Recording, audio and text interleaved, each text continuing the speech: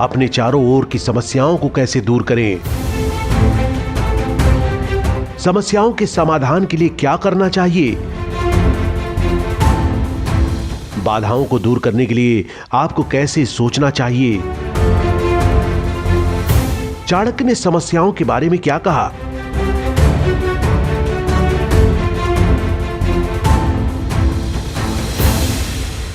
समस्या है तो समाधान भी रहते हैं, लेकिन कई लोग अपनी समस्याओं को बार बार दोहराने से पीड़ित होते हैं, लेकिन समस्या के समाधान पर उनका ध्यान नहीं है। इसका मुख्य कारण यह है कि आपका बाधाओं के दूर होने पर ही हम विकास के सत्य को नहीं जान सकते। चाणक्य ने स्पष्ट रूप से बताया कि बाधाएं कैसे होती हैं।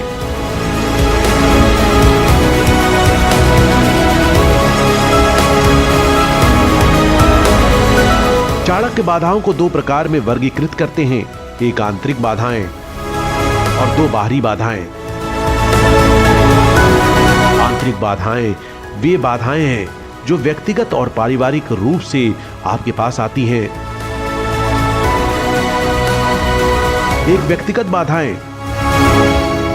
बाधाएं हमारे भीतर हैं। हर क्षण पर हम फंसते रहते हैं। दरअसल किसी काम को शुरू करने से पहले हमें आंतरिक बाधाओं के बारे में सोचना पड़ता है। क्या खामियां हैं हम में? क्या ये गलतियां हमारे लिए अभिशाप बन जाती हैं? यह सोचा जाना चाहिए। हमें इस बात पर ध्यान देना चाहिए कि उन गलतियों को कैसे ठीक किया जाए। पहले हमें ये जानने की जरूरत है कि हमारी ताकत क्या है, तब हम आंतरिक बाधाओं को आसानी से दूर कर सकते हैं।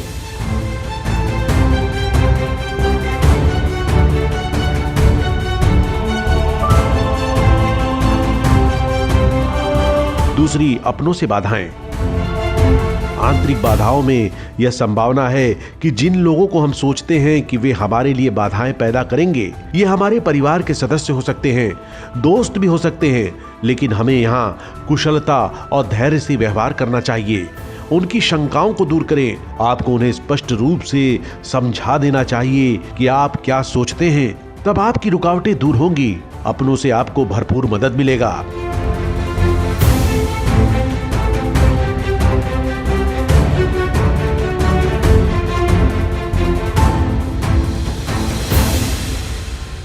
बाहरी बाधाएं।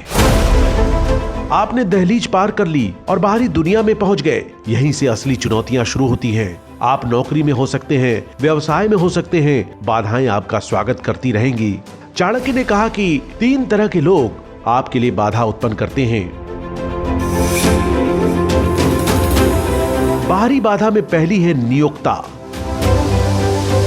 आप जिस नौकरी में काम करते हैं उसमें आपको अपने नियोक्ता की ओर से बाधाओं का सामना करना पड़ता है।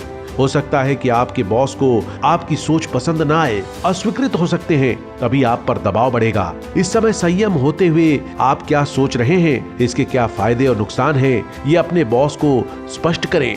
उसमें ईमानदारी और स्पष्टता ऐसी बाधाओं को आसानी से दूर कर सकती है।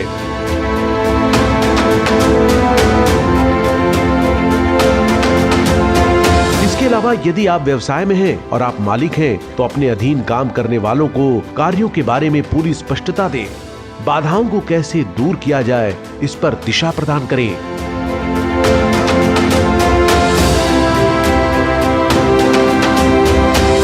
दूसरी बाहरी बाधा शत्रु है।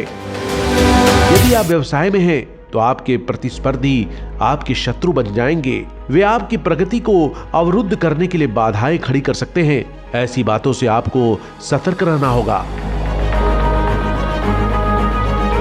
साथ ही नौकरी में भी आप धीरे धीरे आगे बढ़ेंगे। ईर्ष्यावश आपके साथी कर्मचारी आपके दुश्मन बन जाएंगे। वे आपके लिए बाधाएं पैदा करने का जोखिम भी उठा सकते हैं, इसलिए आपको इस मामले में सावधान रहना चाहिए।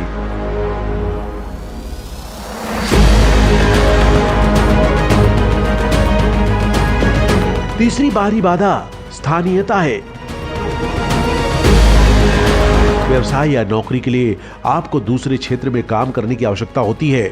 यहाँ तक कि अगर आप वहाँ के स्थानीय लोगों की उपेक्षा करते हैं, तो वे वहाँ आपके दुश्मन बन जाएंगे। वे आपको परेशान करेंगे।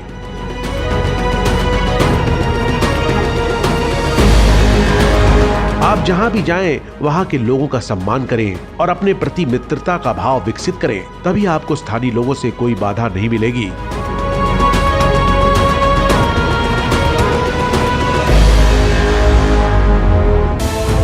चाणक्य ने बाधाओं को आंतरिक बाधाओं और बाहरी बाधाओं के रूप में दो प्रकारों में वर्गीकृत किया।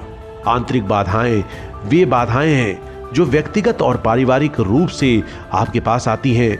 बाहरी बाधाएं वे बाधाएं हैं जो आपके चुने हुए क्षेत्र में इन तीन प्रकार के लोगों जैसे नियोक्ता, शत्रु और स्थानीय लोगों से आती हैं। हालांकि इन बाधाओं का अनुमान लगाया जाना चाहिए और उनका ध्यान रखा जाना चाहिए। आए तो उन्हें संयम से, धूर्तता से दूर करना चाहिए